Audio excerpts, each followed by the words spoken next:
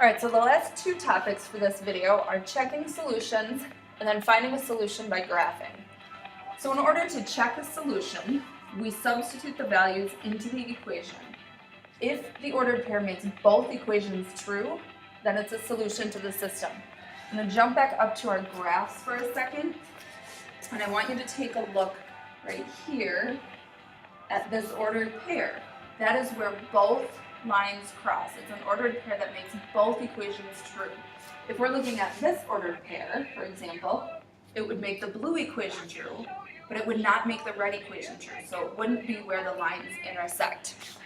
So we are going to check to make sure that this ordered pair is true for both the red and the blue equation. So I'm going to start by substituting 2 for y and 3 for x, and asking, is it true? Well, 4 times 3 is 12, and 2 minus 12 is negative 10, so it checks out for our first one. Checking the second equation, substituting 2 for y and 3 for x. 2 plus 8 is 10, but 3 times 3 is 9. So it does not make the equation true, so the ordered pair is not a solution to the system. Alright, so let's take a look at solving by graphing.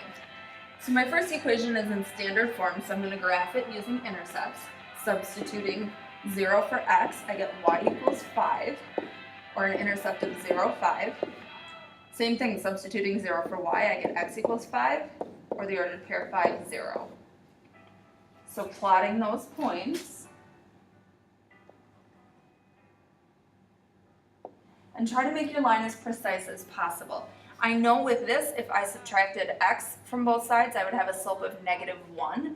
So I want to try and hit all of these corners as I'm graphing, because the ordered pair where the lines intersect is going to be our solution. So I want to try and be really precise so that I can more easily find where they intersect and find what that solution might be. Looking at my second equation, the y and the x-intercepts are both going to be fractions. So I'm actually going to go ahead and put this in slope-intercept form instead. Subtracting 3x from both sides and dividing by negative 5. My negatives cancel out. Now I still have a fraction for my y-intercept, but if I'm very precise when I graph this, I might be able to find the ordered pair where they overlap. So I'm going to try to graph a 1/5 and then use my rise over run from there.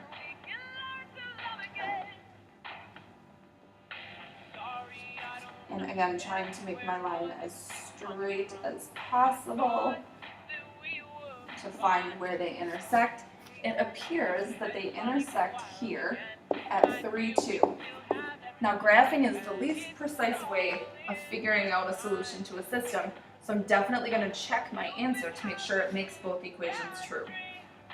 So in my red equation, substituting 2 for y and 3 for x, that one checks out. In my blue equation, substituting 3 for x and 2 for y, 3 times 3 gives us 9, minus 10 does equal negative 1, so 3, 2 is the solution to my system. And your try problems.